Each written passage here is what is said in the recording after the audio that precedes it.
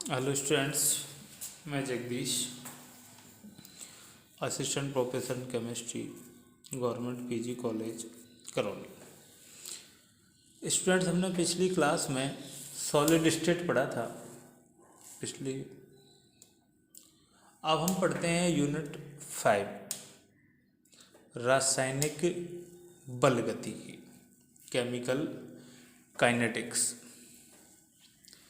ये जो रासायनिक बल गतिकी है, यह रासायनिक बल गतिकी हमारे रसायन विज्ञान की या हमारे केमिस्ट्री की एक ऐसी ब्रांच है जिसमें हम किसी रासायनिक अभिक्रिया के वेग कि कोई रासायनिक अभिक्रिया कितनी स्पीड से संपन्न होती है और उस वेग को प्रभावित करने वाले कारक कि कौन कौन से कारक हैं जो उस वेग के मान में कमी या वृद्धि करते हैं।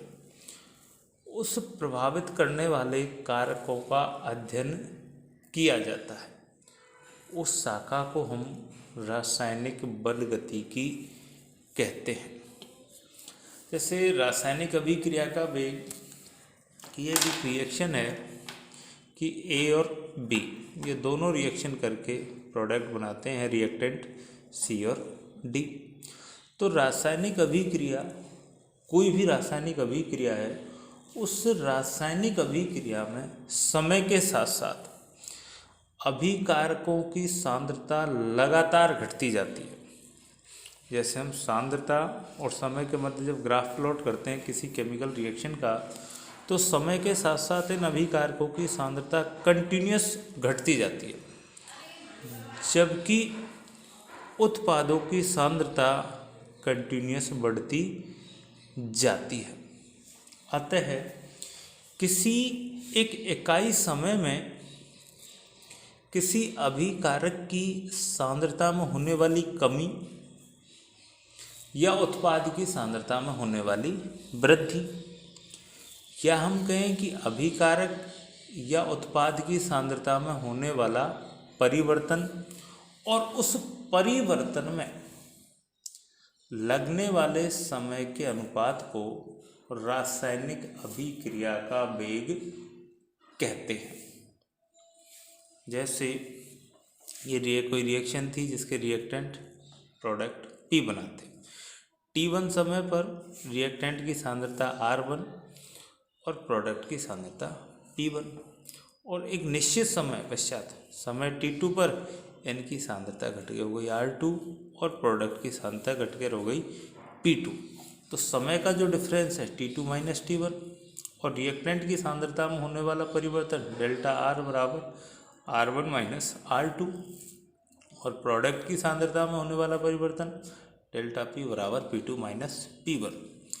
अब रिएक्टेंट की सांद्रता में होने वाली कमी तो minus del R upon del T, और प्रोडक्ट की सांद्रता में होने वाली वृद्धि plus del P upon delta T।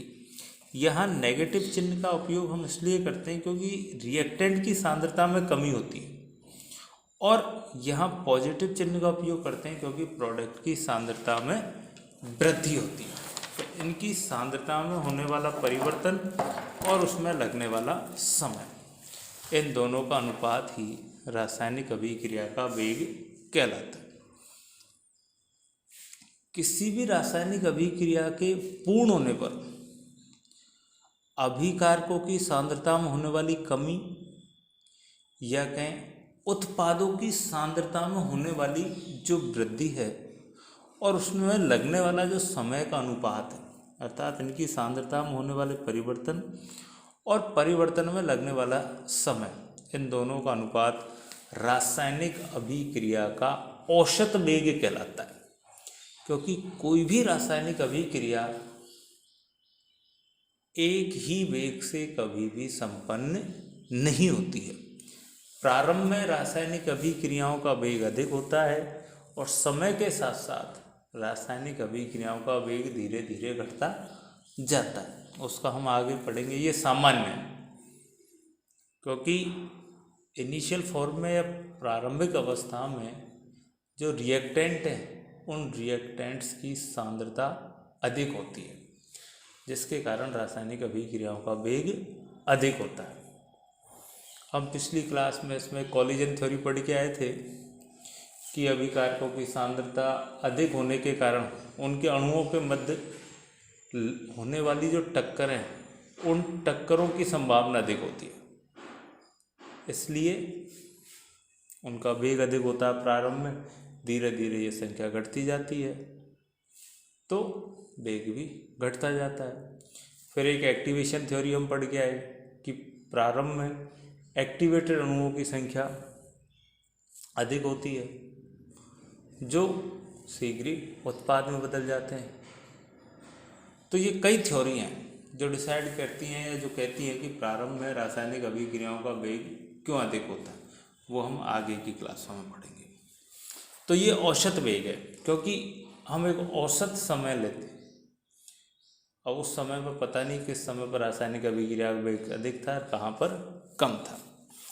जैसे हम कहें अब इसको कि रासायनिक अभिक्रिया का प्रारंभिक वेग कि t बराबर 0 समय पर जब अभिक्रिया जस्ट प्रारंभ होती है, उस समय का मान है 0.0001 सेकेंड, तो हम ये कहें t बराबर 0 समय पर अभिक्रिया का वेग ही उसका प्रारंभिक वेग कहलाता है।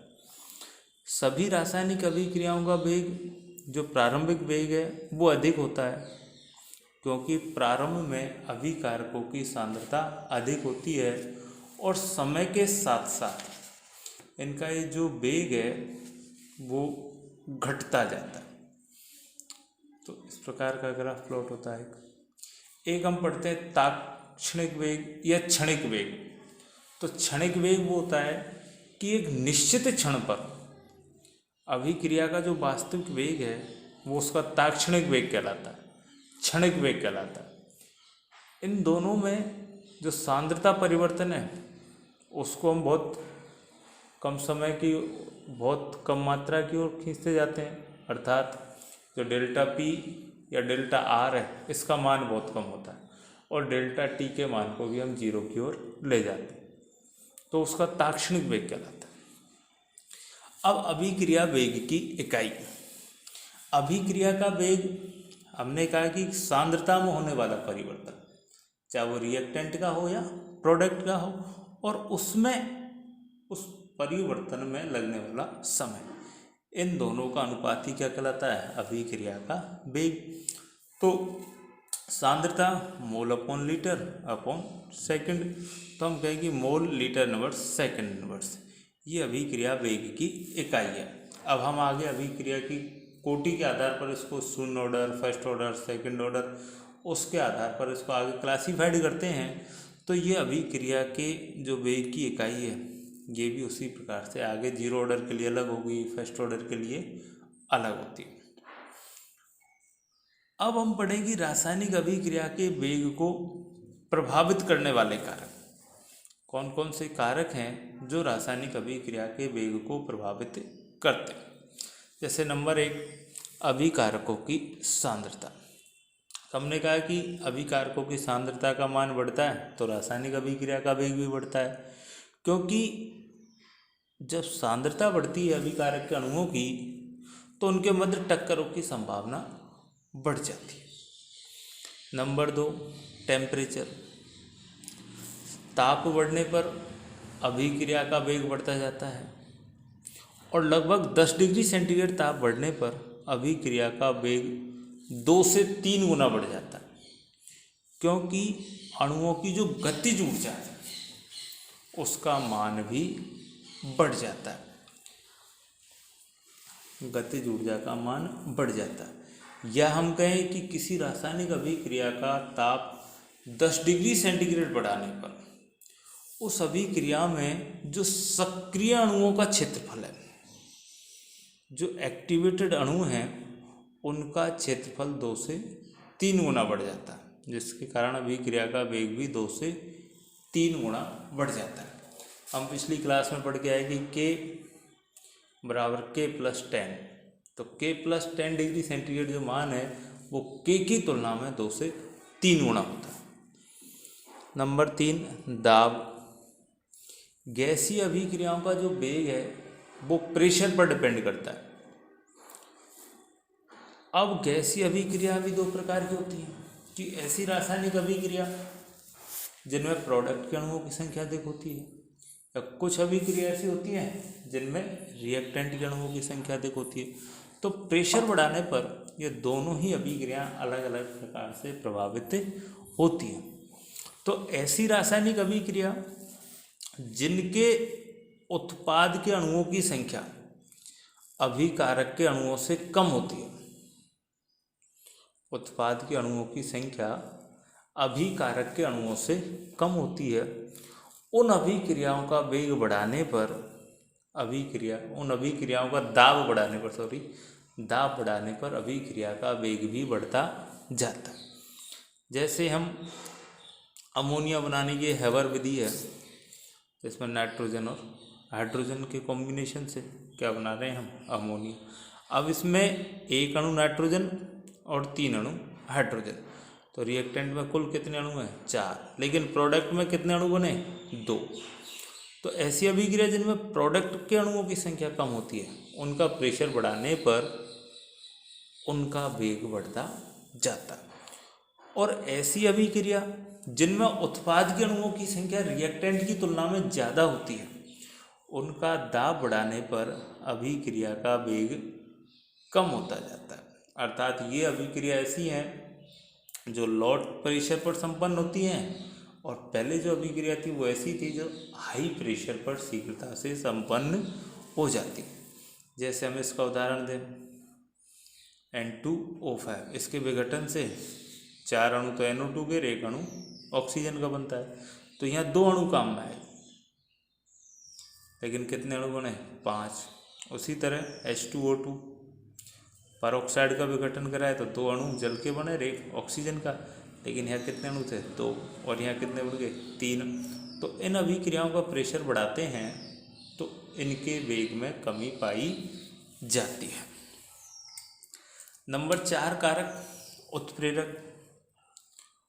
उत्प्रेरक ऐसे पदार्थ होते हैं या ऐसे रासायनिक पदार्थ होते हैं जो रासायनिक अभिक्रिया में भाग नहीं लेते, लेकिन अभिक्रिया के वेग को बढ़ा देते हैं या घटा देते हैं, या हम कहें अभिक्रिया के वेग को प्रभावित कर देते हैं।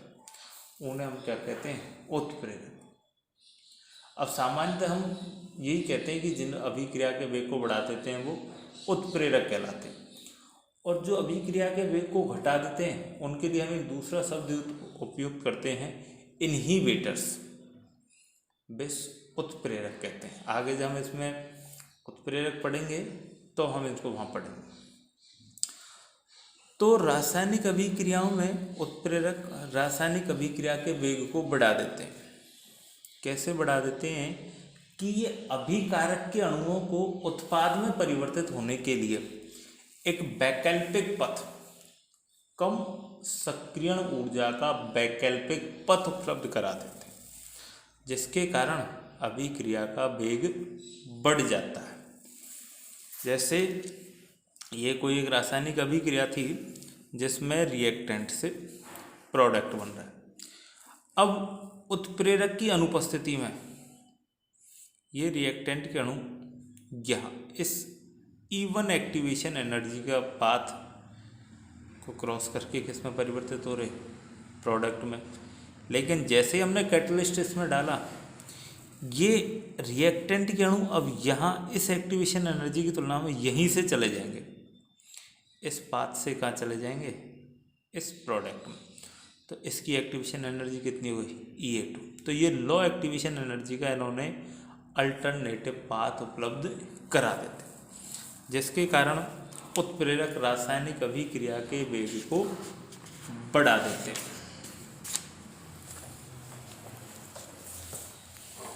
नंबर 4 क्रियाकारकों की सतह। नंबर 5 क्रियाकारकों की सतह का क्षेत्रफल।